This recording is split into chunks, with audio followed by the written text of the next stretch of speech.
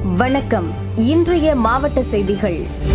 தேனி மாவட்டம் ஆண்டிப்பட்டி வேலப்பர் கோயில் மேற்கு தொடர்ச்சி மலைப்பகுதியில் நேற்று மாலை இடி மின்னலுடன் கனமழை பெய்தது.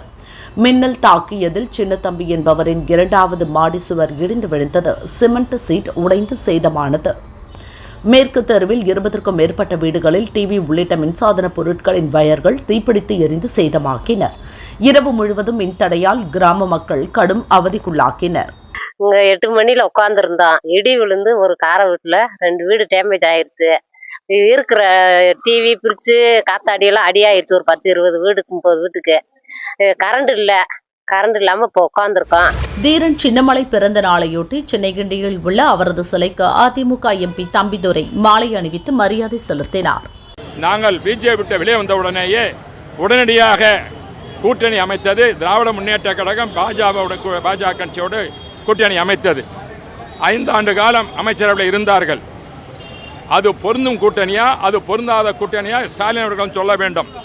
அவர் தந்தை ஏற்படுத்திய அந்த கூட்டணியிலே முரசொலி மாறன் அவருடைய மாமா அவர்கள் அமைச்சராக 5 ஆண்டு காலம் இருந்தார். அதற்கு பிறகு அவர்களை எல்லாம் கவிழ்த்து விட்டு பிறகு 2004 சோனியா காந்தி காங்கிரசுடன் சேர்ந்து கூட்டணி அமைத்தார். ஆகவே சந்தர்ப்பவாத கூட்டணி அமைப்பது திராவிட முன்னேற்ற கழகத்தினுடைய கொள்கையாகும். அனைத்து இந்திய அண்ணா திராவிட முன்னேற்ற கொள்கைக்காக தமிழ்நாட்டு நலனுக்காக அமைக்கின்ற ஒரு கூட்டணி. அந்த கூட்டணியை அம்மா அவர்கள் அமைத்தார்கள். அமைத்த பிறகு அது வேண்டாம் என்று வெளியே வந்தார்கள். அதே போலதான் இப்பொழுது எடப்பாடி பழனிசாமி அவர்கள் ஒரு சரியான முடிவு எடுத்திருக்கிறார்கள். காரணம், என்ற சூழ்நிலையில் தமிழ்நாட்டினுடைய அவல நிலை தெரியும், குடும்ப அரசியல் தெரியும், ஊழல் உங்களுக்கு தெரியும். அமித்ஷா அவர்களை பேட்டி கொடுக்கும் பொழுது 30,000 கோடி ஊழல் அமலாக்கத்துறை நடந்திருக்குன்னு சொல்லியிருக்கின்றார்கள். இன்றைய தமிழக முதல்வர் மாநில சுழற்சி பேசுகின்றார், தமிழர் உரிமைகளை பேசுகின்றார். அப்படிப்பட்டவர் தைரியம் இருந்தால் 39,000 கோடி ஊழல் என்று பேசினாரே, பல ஊழல்கள் எடுத்துக்கொண்டு அமித்ஷா அவர் மீது வழக்கு தொட தயாரா? சாதாரண பேசினால் அதிமுக வழக்கு தொடுகின்ற ஸ்டாலின் அவர்கள் இந்த வழக்கு தொட தயாராக இருக்கிறாரா? எங்களுடைய கட்சியினுடைய கழக பொதுச் செயலாளர் புரட்சி தமிழர் எடப்பாடி பழனிசாமி சரியான முறையில் சொல்லியிருக்கின்றார். தமிழகத்தில் இதுவரை ஏதாவது கூட்டணி ஆட்சி அமைந்திருக்கிறதா? 1952ஆம் தேதி 52 நடைபெற்ற சுதந்திரம் நடந்த பிறகு நடந்த தேர்தலில் மெட்ராஸ் ப்ராவின்ஸ் என்ற இந்த பகுதியிலே காங்கிரஸ் தோற்கடிக்கப்பட்டது. 155 சீட்டு தான் காங்கிரஸ் வாங்குச்சு. நான் காங்கிரஸும் 166. இப்போ பிரகாசம் என்பவர் முதலமைச்சருக்காக போட்டியிட முயற்சி செய்தார். நேரு அவர்கள் தடுத்தார். காமராஜர் அவர்கள் எம்எல்ஏக்கு நிக்கல், எம்பிக்கு நின்று லோக்சபாவுக்கு போயிட்டார். யார் அமைப்பது? ராஜாஜி அவர்கள் தான் காங்கிரஸ் ஆட்சியை மைனாரிட்டி அமைச்சு அமைத்தார். அந்த நேரத்தில் அப்பொழுதும் கூட்டணி ஏற்படவில்லை. அப்பொழுது ராமசாமி படையாட்சியினுடைய கட்சி, என்ஜி ரங்கா கட்சி அவர்கள்லாம் காங்கிரஸில் சேர்த்து உறுப்பினர் ஆக்கித்தான் அவர்களுடைய அங்கே கூட்டணி ஆட்சி இருந்ததில்லை. அதேபோல் காமராஜ் 2 முறை ஆட்சி அமைத்தார். 57, 62 கூட்டணி ஆட்சி கிடையாது. அதே போல பேரன் அண்ணா அவர்கள் 67 ஆட்சி அமைத்தார். கூட்டணி என்பது கிடையாது. அவர்கள் 72 அதுக்கு பிறகு ஆட்சி அமைத்தார்கள். அந்த கட்சியை விட்டு பிரிந்த பிறகு 77 வெற்றி பிறகு ஆட்சி அமைத்தார். அப்பொழுதும் கூட்டணி ஆட்சி கிடையாது. சொல்ல போனால் 2006 ஒரு நிலைமை ஏற்பட்டது. திமுக 93 சீட்டு தான், அவருக்கு மெஜாரிட்டி கிடைக்கல.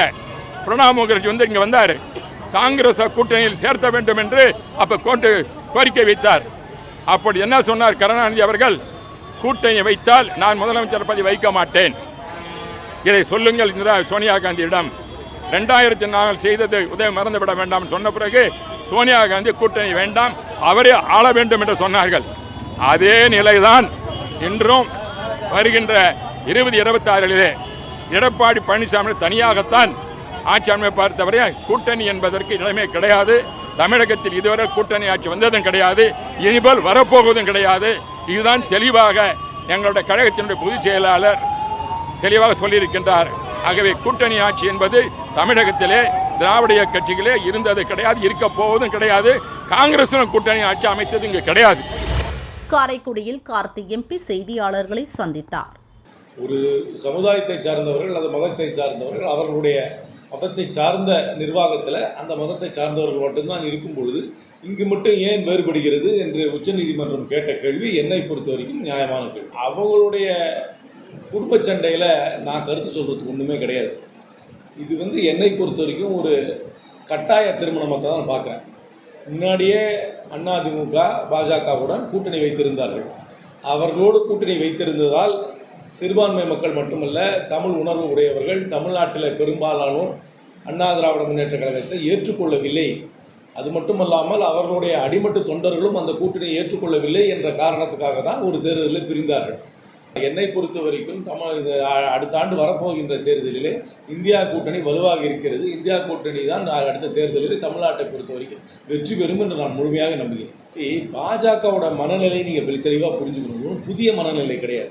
எல்லா காலகட்டத்திலும் அவர்கள் இஸ்லாமிய மக்களை இரண்டாம் ரக குடிமக்களாக தான் பார்த்து கொண்டிருக்கிறார்கள். அவர்களுடைய மனப்பான்மை அது. அந்த மனப்பான்மை தான் எல்லா தருணத்திலும் வெளிப்படுகிறதே தவிர இது ஒன்றும் வியப்பளிக்கவில்லை. அவர்களுடைய சொற்கள், அவர்களுடைய செயல் எனக்கு வியப்பளிக்கவில்லை.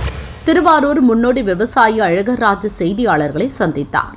முப்போகம் விளையும் திருவாரூர் மாவட்ட விவசாயிகள் நலன் கருதி மேட்டூர் அணையை முன்கூட்டியே திறக்க வேண்டும் என வலியுறுத்தினார்.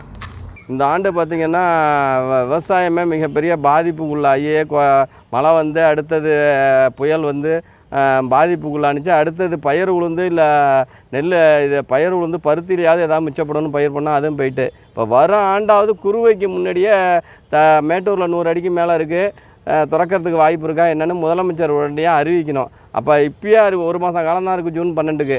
இப்பயே அறிவித்தா தான் நாங்கள் ஜூன் 12க்கு திறப்பாங்களா இல்லை முன்கூட்டியே திறந்துருவாங்களா அப்படின்னு அறிவித்தா தான் நாங்கள் வயலெல்லாம் ரெடி பண்ணி கோடை உழவெல்லாம் செஞ்சு ரெடி பண்ணி வைக்கலாம்.